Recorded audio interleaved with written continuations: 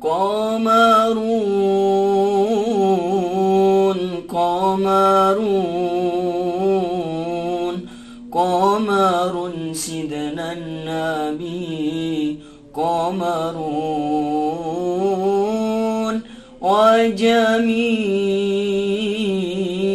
wa jamil, wa jamil sidnan nabi wa jamil. Qamarun, qamarun, qamarun sidnan nabi, qamarun wa jamil, wa jamil, wa jamil sidnan nabi wa jamil.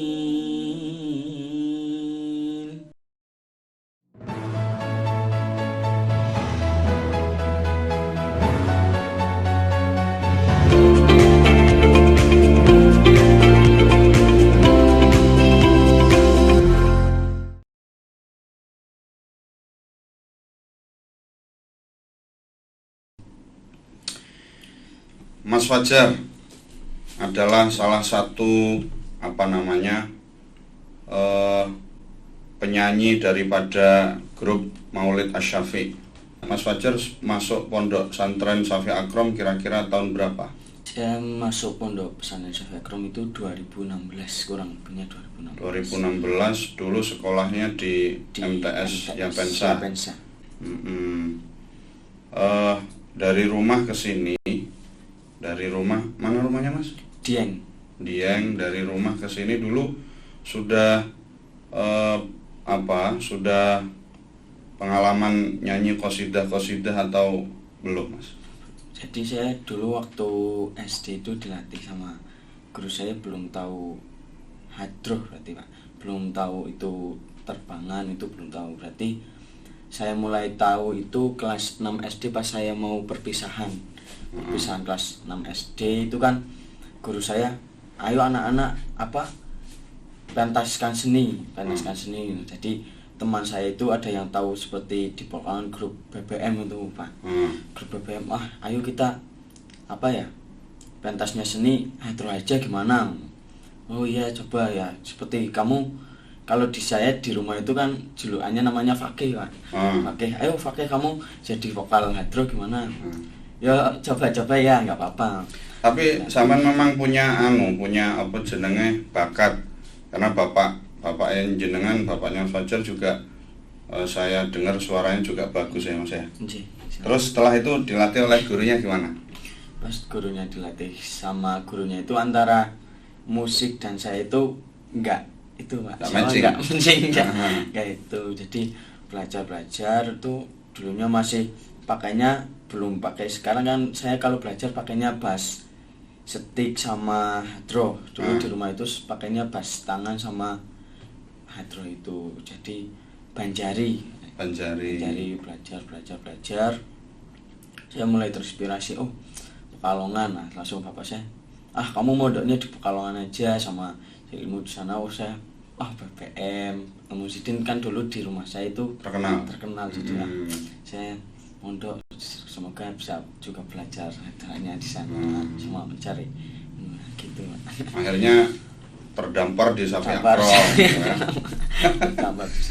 Terdampar di Shafi'i Akrom. Dulu kamarnya masih bekas kandang sapi Mas ya? Dulu kamarnya masih bekas kandang sapi karena tahun berapa masuk Mas? 2016. Ya, 2016 itu kandang sapi baru dipugar, kemudian dibangun kamar khusus untuk anak MTS pada waktu itu, tapi kamarnya masih seadanya kan pada waktu itu. Lah, kemudian ketika masuk ke Pondok Shafi'i Akrom, Mas Fajar betul-betul menggeluti dunia hadroh itu berapa tahun setelah masuk? 1 tahun, 2 tahun atau? Di setengah tahun itu. Berarti saya masuk Pondok Shafi'i Akrom 2016, udah ada di pondok saya setengah tahun. Di situ saya ketemu sama Ustadz Sofi. Oh ya, Pak Sofi. Sofi, saya dulu itu azan, kalau pertama itu azan, saya azan asar kalau nggak salah. Kan saya kalau dulu kan setiap hari Jumat ada hitobahan itu. Ya. Ada hadroan, kami sore itu azan, pas mau hitobahan saya ketemu sama Ustadz Sofi. Kamu yang tadi sore azan ya? Iya Ustadz. Langsung, ayo latihan bareng, kamu kok kayak mempunyai suara yang bagus. Mulai di situ saya belajar, saya ikut sama Ustadz Sofi. Saya tahu itu grup Asyafi itu mulai Ustadz Sofi itu. Dan sejak sampean belajar sama Pak Sofi itu, kemudian pernah ikut lomba level kota ya, kota Madya, kemudian tingkat provinsi. Kalau nasional belum? Nasional belum, ini mau insyaallah ke bulan depan. Gitu ya. Jadi tahun berapa Mas Fajar ikut lomba hadroh kelas kota Madya? Lomba kota, tingkat kota itu kurang lebih saya masuk itu 2017. Pernah 2017 pernah ikut. Iya. Juara berapa? Juara 3 tingkat kabupaten itu, masih kabupaten Kasidenan. Oh, ikut kabupaten. Iya. Acara apa itu Mas? Acara masih ingat enggak? Stay Cup, Harlah Stay Cup. Harlah Stay Cup. Ya, Stay Cup. Terus jadi sudah berapa kali ikut lomba Mas Fajar? Jadi kurang lebih ada 5 kali. Ya, 5 ajang. Itu yang mendapat juara itu juara di Stay Cup. Yang kedua lomba di MAN 1 Kota Pekalongan. MAN 1 Pekalongan itu mendapat juara 1. Kota Pekalongan. Juara 2 itu kita mulai sudah masuk di tingkat provinsi. Juara 2 itu di Kota Pemalang. Langsung yang terakhir itu kemarin 2020 di Pemalang, tapi di daerah Moga Pemalang. Itu levelnya apa? Tingkat provinsi. Nah, itu tingkat provinsi mendapat juara 1 tingkat provinsi. Jadi pada tahun 2020 kemarin, iya. Bulannya apa itu kira-kira? Bulan apa itu? Kurang lebih sebelum corona ya.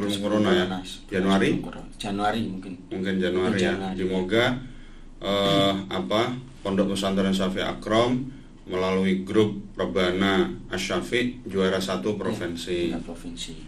Dan rencananya mau dikirim ke nasional. Ya, insyaallah bulan depan karena ini ada COVID ini mau direncanakan bahwasanya ini mau direncanakan ke nasional. Ya, tapi bulannya belum tahu kan? Belum tahu karena masih kayak gini, dan juga tempat insyaallah di Solo. Solo ya. Solo. Nasional ya. Nasional. Jadi memang pernah Majelis Asyafi durornya kan punya senior namanya Mas siapa? Yang kumpul dengan grup SGJ Lantunan Mutiara. Mas siapa namanya? Mas Davi. Mas Davi itu salah satunya. Ada banyak lah ya. Senior-senior kita dulu memang pernah juara Harapan 1 nasional itu kalau tidak salah. Di Banten apa ya? Di Banten ya. Artinya bahwa kalau tahun 2020 ini kita bisa mengulang memori itu luar biasa. Jadi dalam jangka waktu 2017, 18, 19, 2020 tidak sampai 5 tahun grup Duror Asyafi bisa masuk ke jenjang nasional sebanyak 2 kali. Itu saya pikir menjadi satu nilai plus untuk Majelis Asyafi, Duror Asyafi itu sendiri. Kemudian berikutnya, kira-kira apa usaha yang dilakukan selama ini untuk menuju ke pentas nasional ini, Mas Fajar? Dari bidang apa ya? Latihan. Kontinuitas latihan gitu ya. Berarti kelemahannya apa Mas kelemahannya kita apa? Orang itu kan kadang-kadang terlalu berpikir muluk-muluk, nanti begini. Tapi coba kelemahannya apa kira-kira? Kelemahannya itu berarti karena kita masih santri, masih di situ anak sekolah, berarti itu kesulitannya di situ. Maka itu kita harus bisa membagi waktu antara ini sekolah, ini ngaji, ini main hadro, ini lomba itu harus kita. Nah sebenarnya maka dari itu kita teman-teman itu bisa juara sampai itu kita harus serius itu di pembagian waktu itu harus, karena kita bersyukurnya itu kan kita bisa membagi waktu antara ngaji sekolah itu bisa, itu berarti kita harus lebih tertata lagi. Dan kekompakan itu di grup hadro itu nomor 1, karena itu lomba hadro itu kan kita tidak individual.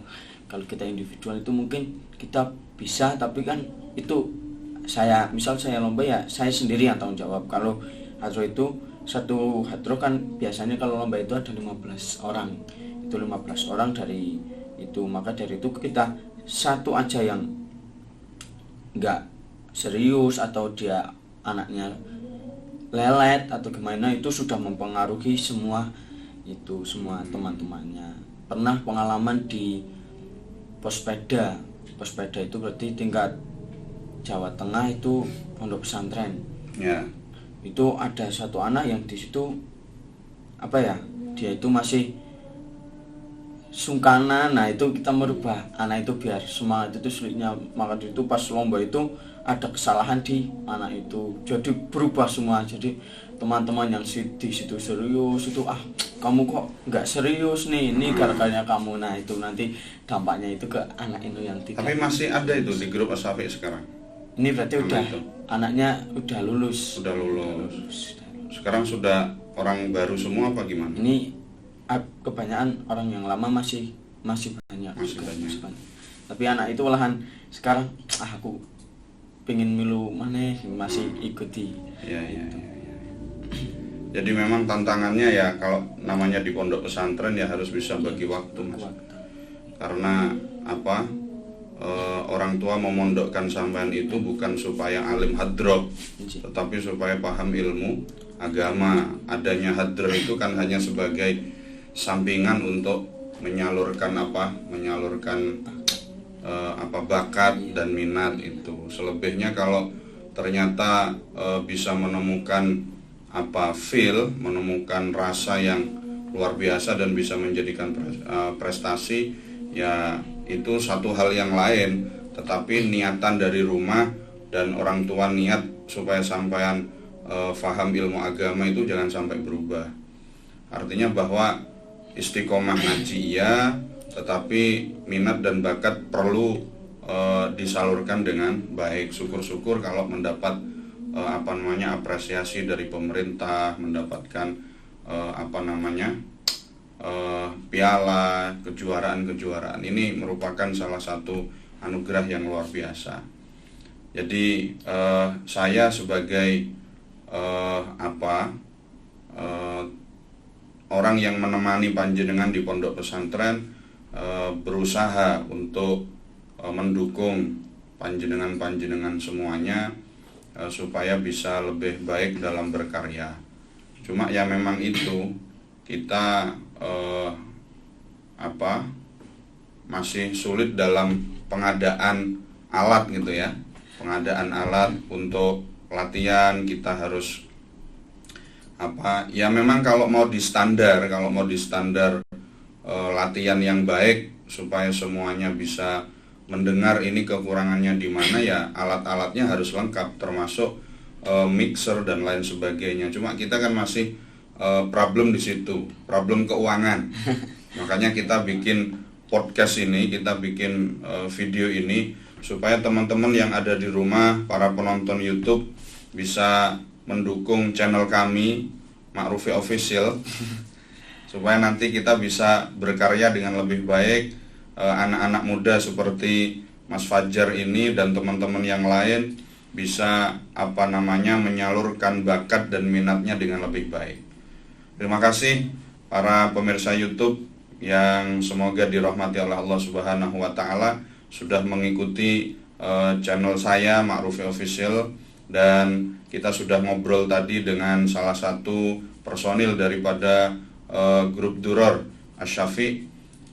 Kita dukung anak-anak muda kita, wabil khusus generasi muda Nahdlatul Ulama kita untuk tampil lebih baik lagi dengan subscribe channel ini. Semoga saja nanti channel ini bisa bermanfaat untuk kita semuanya. Terima kasih. Assalamualaikum warahmatullahi wabarakatuh.